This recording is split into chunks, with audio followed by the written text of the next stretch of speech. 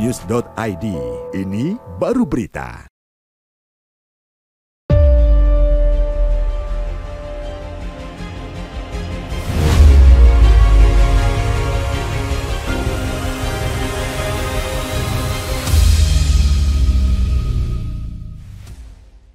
Oke, habis ini kita akan ngobrol-ngobrol juga soal otomotif ya. Wah ya betul, karena otomotif nih, mungkin menarik. juga masyarakat sudah bersiap untuk yang tadi contoh misalnya melakukan perjalanan keluar kota, mudik atau berwisata di momen libur Lebaran. Betul.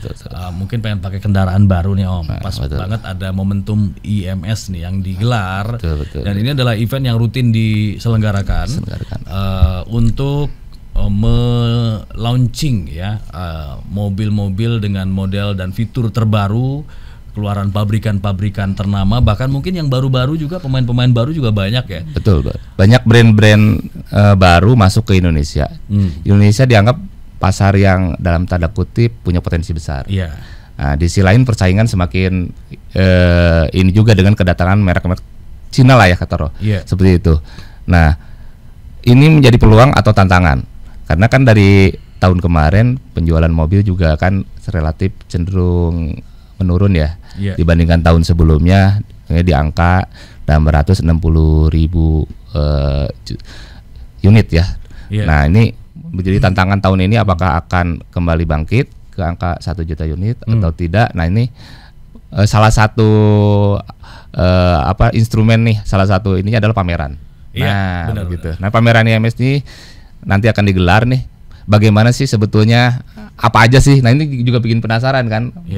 Mungkin terutama mereka-mereka yang menyukai atau mencari mobil. Nah itu ada di pameran ini di IMS 2025 nanti. Oke. Kita akan ngobrol-ngobrol langsung dengan Project Manager IMS 2025.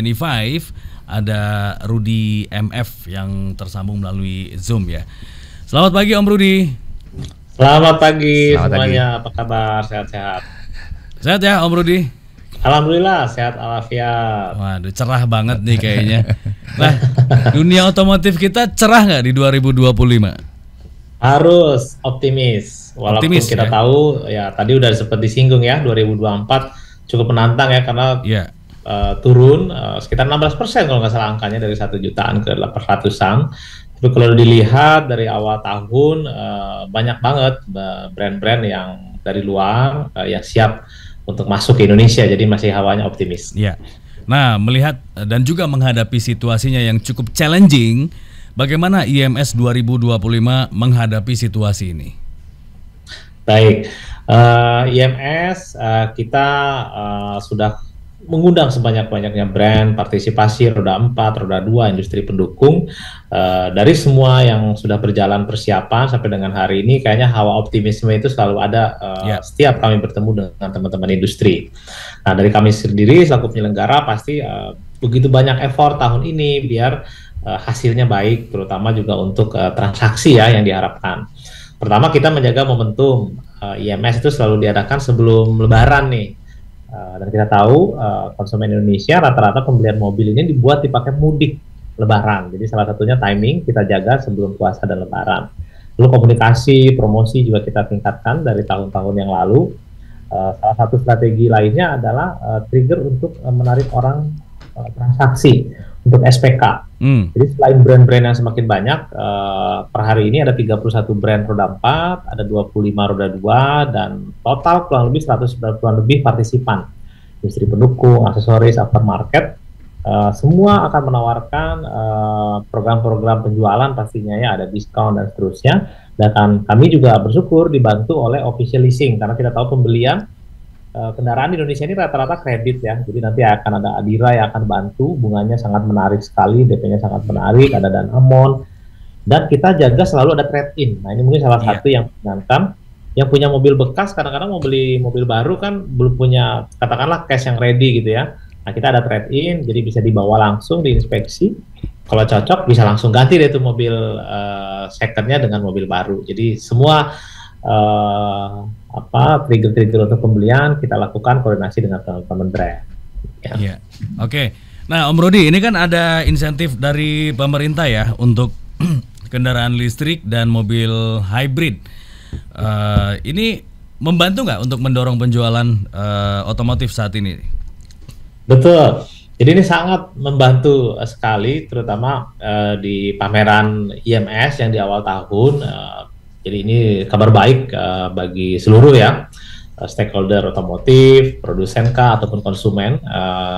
Jadi dengan insentif ini kita harapkan transaksi juga meningkat. Kita tahu walaupun terjadi penurunan di 2024, ternyata ada beberapa kategori yang justru bertumbuh. Salah satunya EV dan hybrid. Jadi kalau dilihat mobil ini peningkatannya cukup signifikan. Bahkan di IMS tahun lalu angkanya sudah lebih dari 30% dari total SPK, terutama di roda 4 itu sudah lebih dari 30% SPK untuk kendaraan yang EV. Nah, kita harapkan insentifnya udah berlaku lagi untuk yang EV ya. PPN ditanggung pemerintah 10% tadi, jadi per konsumen cuma bayar 20%. Nah, hybrid yang istimewa ini PPN BM-nya ya, itu 3%. Jadi kita berterima kasih ke regulator, pemerintah. Ayo konsumen manfaatkan momen baik ini untuk cari mobil terbaik di IMS. Melihat dari peluang adanya insentif atau dari pemerintah ya. Nah, bagaimana sih targetnya sih, Mas, tahun ini? Jumlah pengunjung atau target transaksi untuk tahun ini? Seperti apa sih, Mas Rudi? Ya, Mas Rani. Jadi kami sudah rilis juga ke publik. Target kami ini tahun ini 562.000 pengunjung selama 11 hari. Mudah-mudahan bisa di atas itu. Target ini sebetulnya sudah tercapai di tahun lalu. Nah, cuma kita masukkan lagi tahun ini angka yang cukup realistis dan moderat. Kita kenapa cukup optimis? Selain area pameran yang membesar, begitu banyak brand, bahkan kita sampai pakai Gambir Expo nih, nggak pernah kita sampai ke Gambir. Tahun ini kita pakai teman-teman aksesoris, aftermarket, dan rata-rata UMKM dan industri kreatif yang membanggakan di Gambir Expo. Kita juga bikin konser. Konsernya 11 hari, setiap malam ada konser, jadi begitu banyak program yang kita yakin pengunjungnya cukup baik, dan SPK, transaksi juga kita targetkan lebih dari 6,7 triliun. Ya kita tahu. Tapi kalau melihat dari marketnya saat ini, Om Rudi, untuk peminat kendaraan listrik semakin ramai ya, semakin banyak, semakin meningkat ya? Iya, kalau kita lihat rilis dari data Gaikindo dari tahun 2023 itu angkanya masih di bawah 5% kita tahu ya. Tahun 2024 dari total volume penjualan rilisnya sudah mendekati angka 5%. Dan kita lihat angkanya ini cukup bertumbuh cukup signifikan. Jadi tadi data di IMS tahun 2024 dari total SPK itu 30%-nya sudah SPK kendaraan EV di 2024. Kita tahu ada beberapa brand yang pertama kali di Indonesia atau yang sudah beberapa tahun mengeluarkan produk terbarunya ya. Jadi kami yakin trennya masih growth positif mengikuti tren worldwide. Apalagi ditambah hybrid, dan hybrid ini volumenya lebih banyak sebetulnya dibanding yang pure EV. Jadi kita harapkan dua kebijakan tadi men-trigger transaksi. Oke. Nah, kalau misalnya lihat dari jumlah peserta tadi Om Rudi juga udah bilang ya, ada penambahan jumlah peserta IMS. Ada brand baru nggak yang masuk ke Indonesia? Oke, ini yang menarik nih. Iya, menarik buat betul sekali. Jadi ini buat semua pengunjung, buat media, otomotif entusias. Tahun lalu itu kita hitungannya baru 23, sekitar 23 brand lah ya, yang untuk roda 4. Tahun ini total udah 31 brand yang akan berpameran, dan beberapa diantaranya first debut di Indonesia, katakanlah Honda. Honda ini mobil EV tapi cukup compact ya untuk perkotaan, mungkin harganya juga akan terjangkau, ada di sini. Lalu ada brand besar dari China yang first debut di Indonesia akan berpameran di IMS, ada Geely, ada Jetour, ada Jayco. Ini menemani line up brand-brand yang memang sudah duluan di sini, dan Denza, brand premium yang baru kemarin rame ini juga akan hadir, ada test drive-nya. Jadi cukup lengkap ya, bersandingan dengan brand-brand Toyota, Honda, Suzuki, MG, Chery, BMW, semua akan hadir di IMS. Oke, waduh ini brand-brand yang luar biasa akhirnya masuk juga ke Indonesia. Saya udah lihat model-modelnya itu sebagian kan memang mengeksplor di area apa namanya SUV ya. Dan modelnya tuh gagah-gagah, keren-keren banget. Udah gitu dilengkapi dengan fitur-fitur yang canggih ya, Om Rudi. Untuk Geely itu comeback ya bisa ya. Benar banget, benar. Dan harganya yang mencengangkan juga karena kita lihat wah ini di harganya cukup menarik lah ya. Harga dan pastinya ada penawaran-penawaran menarik ya, Om Rudi ya. Betul banget. Iya, oke. Jadi bisa langsung datang aja untuk para pecinta otomotif yang pengen tahu model-model dan juga brand terbaru dan mungkin pengen dapat juga penawaran yang menarik tentunya. Nah, apa aja kegiatannya Om? Apa kegiatan menarik dan mungkin kalau dibandingkan dengan tahun lalu apa yang beda? Baik. Jadi yang akan terasa beda bagi pengunjung adalah pembagian hall untuk kendaraan roda 4. Karena tahun ini kita nambah 3 hall. Oke. Biasanya di sayap kanan saja ya, di hall A, hall D gitu kalau masuk ke IMS. Nah, khusus untuk mobil karena tadi jumlahnya sangat signifikan bertambah, di hall B1, B2 nih akan ditemukan mobil. Bahkan sedikit ke area C3 nanti ada VinFast, ada Neta, ada Baik. Dan di B1, B2 nih Indomobil Group turun, line up-nya ada Kia, Nissan, Citroen, Great Wall Motor, bahkan Indomobil yang baru yang motor ya, Indomobil e-motor, semua ada di situ. Lalu Gambir, Gambir juga ini sesuatu yang hal yang baru, jadi pintu akses yang parkir di parkir timur, kita siapkan shuttle dari tempat parkir, di drop di Gambir, bisa masuk ke Gambir, in out-nya di sana, ada area food court. Lalu di konten kegiatan ini ciri khas kami, IMS, biasanya tiap tahun tuh lebih dari 30 kegiatan-kegiatan. Nah, tahun ini kita ada bareng IDS, Indonesia Drift Series, ini mereka menghadirkan pertama kalinya Formula Drift Asia. Jadi cukup menarik di weekend pertama, di Sabtu Minggu ada Formula Drift, di weekend terakhir juga. Dan kita bawa area di Infinity Zone yang baru, ada Burnout, jadi sebuah atraksi. Bannya spin, nanti di situ bisa dilihat tiap hari sore, dan ada lagi kita namakan IMS Flying Car. Biasanya Flying Fox kan ya. Nah, ini ada Flying Car, jadi datang ke IMS karena benar-benar mobilnya terbang tuh nanti, meluncur. Wow. Itu keren banget tuh mobil terbang. Sempat lihat juga kemarin. Jadi modelnya kayak semi helikopter, ada apa namanya armnya 4 gitu ya, di 4 sisi gitu. Betul. Itu nanti harus coba tuh di tiap hari di area outdoor Infinity Show. Jadi sebelum konser akan ada Burnout, ada Flying Car, dan banyak lagi nanti ada program-program yang melibatkan seluruh otomotif entusias lah kita bilang, mau asosiasi, community, akan perform di sana. Ada stunt ride, ada drift, woman drift, ada para pembalap akan sharing dan seterusnya.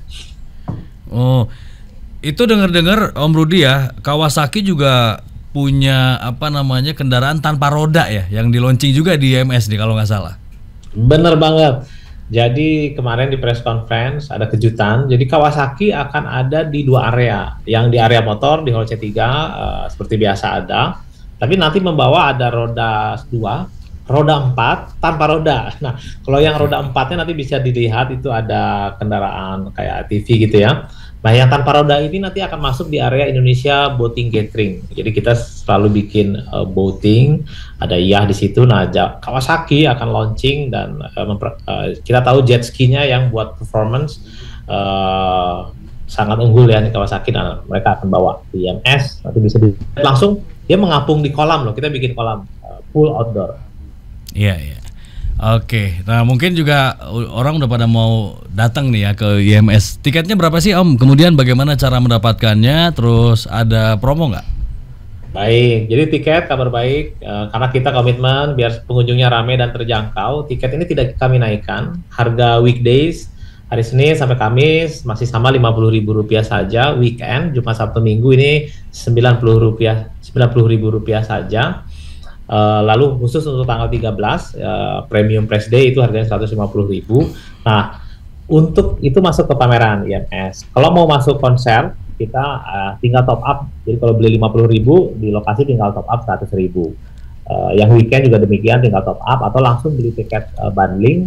Tiketnya tersedia di 3 platform, ada di andratiket.com, ada PLN Mobile, ada aplikasi BBO, dan kita lagi memang banyak nih promo-promo ya untuk yang musik, untuk yang di IMS, bisa lihat aja langsung di platform tadi. Untuk ini Mas Rudi, untuk shuttle nih, kan ini kan banyak dari jaring daerah-daerah sekitar Jakarta nih. Untuk shuttle kesiapannya gimana, Mas Rudi? Di titik mana aja? Baik, terima kasih. Jadi untuk shuttle tiap tahun selalu kita siapkan. Tahun ini ada sekitar 8 titik yang menyebar ya Jakarta dan bahkan di Bekasi itu kita siapkan juga. Terus di Cibubur kita siapkan, di Bintaro Exchange juga ada, di area BSD di Sumarekon juga ada, di Jakarta ada di Senayan City, ada di Pondok Indah Mall. Jadi jangan khawatir dan free shuttle-nya. Oke, baik kalau begitu. Mudah-mudahan sukses ya IMS 2025 dan tentunya memberikan produk-produk baru, brand-brand baru yang memang sedang diminati oleh masyarakat sehingga dunia otomotif juga semakin bergeliat di tahun 2020. Kembali bangkit ya. Ya. Terima kasih Om Rudi udah join di Morning News hari ini. Terima kasih. Sama-sama, terima kasih, ditunggu di IMS. Salam sehat, selamat pagi. Selamat pagi. Oke, tadi itu ya Sobat iNews, kita ngobrol-ngobrol bersama dengan Project Manager IMS 2025 Rudi MF. Oke, jadi yang senang sama otomotif, yang pengen lihat-lihat ya, ada model-model baru apa aja sih dan ada pabrikan mana aja, fitur-fitur apa aja, mungkin bisa datang langsung ke IMS 2025. Oke.